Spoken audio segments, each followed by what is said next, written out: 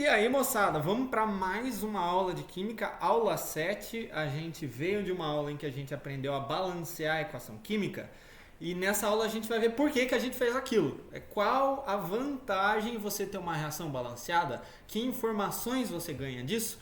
Então agora eu quero te provar que você ganha proporções em mol de um balanceamento. Então, ó, vamos olhar para as proporções de um balanceamento. Então, toma essa reação química que está balanceada. Se você quiser conferir o balanceamento, confira, mas eu garanto para você que esse balanceamento está correto. Bem, o que acontece? A gente tem algumas informações relevantes a partir desses coeficientes aqui, ó.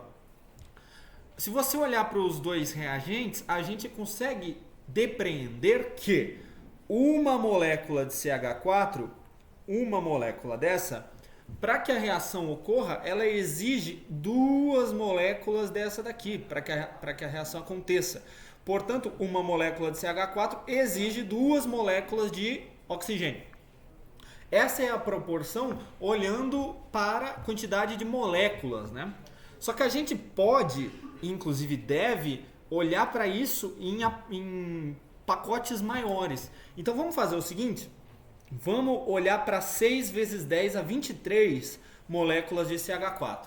Por que 6 10 a 23? Você sabe que um pacote de 6 vezes 10 a 23 de alguma coisa é o que a gente chama de 1 mol daquela coisa. Tá? Então quando você tem 6 vezes 10 a 23 moléculas de CH4, quantas moléculas será que serão necessárias para fazer a reação? Né? E a gente sabe da linha de cima que é sempre o dobro. Uma molécula dessa vai precisar de duas dessa. Portanto, 6 vezes 10 a 23 vai precisar do dobro disso de moléculas de oxigênio. Então está aqui 12 10 a 23, que é exatamente o dobro da quantidade de CH4.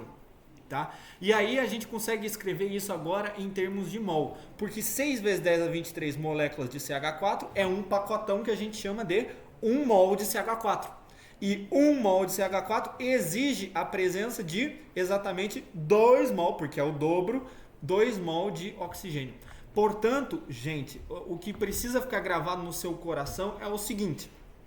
Esses coeficientes 1, 2, 1, 2 aqui, olhando só para os primeiros, né, 1 mol de CH4 para 2 mol de oxigênio, os coeficientes da reação balanceada são capazes de te fornecer proporção em mol. Nesse caso, a gente olhou para a proporção de CH4 e O2. 1 mol de CH4 forma 2 mol de O2. Entendeu? Os coeficientes estequiométricos têm informação a respeito das proporções em mol.